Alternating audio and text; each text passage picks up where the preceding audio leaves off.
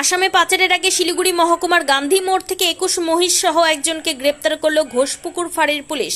শনিবার গোপন সূত্রে খবরের ভিত্তিতে শিলিগুড়ি মহকুমা পরিষদের অন্তর্গত ফাঁসিদেওয়া ব্লকের গান্ধী মোড়ে অভিযান চালায় ঘোষপুকুর ফাঁড়ির পুলিশ। এরপর সেখানে পাইপ বোঝাই 6 চাকা লরি আটক করে এবং তল্লাশি চালাতে উদ্ধার হয় মহিষ। এরপর চালকের কাছে বৈধ কাগজপত্র দেখাতে বলা হয়, তবে চালক কোনো বৈধ কাগজপত্র দেখাতে পারেনি। এরপরেই চালককে গ্রেপ্তার করে থানায় নিয়ে যায় পুলিশ। ধৃতের নাম আমির হোসেন, বয়স 39। সে বরপেটা জেলার দৌমনিচক এলাকার বাসিন্দা। ঘোষপুকুর ফাঁড়ির পুলিশ সূত্রে জানা গিয়েছে, ওই 6 চাকা পাইপ বোঝাই লরি থেকে 21টি মহিষ উদ্ধার হয়েছে। উদ্ধার হওয়া মহিষ বিহার থেকে নিয়ে আসা হয়েছিল, আসামে পাচারের উদ্দেশ্য নিয়ে যাওয়া হচ্ছিল। তবে এই ঘটনার সঙ্গে আর কে বা কারা জড়িত রয়েছে তা খতিয়ে দেখা হচ্ছে। রবিবার ধৃতকে শিলিগুড়ি মহকুমা আদালতে তোলা হয়। ইতিমধ্যে গোটা ঘটনা তদন্তে নেমেছে ঘোষপুকুর ফাঁড়ির পুলিশ।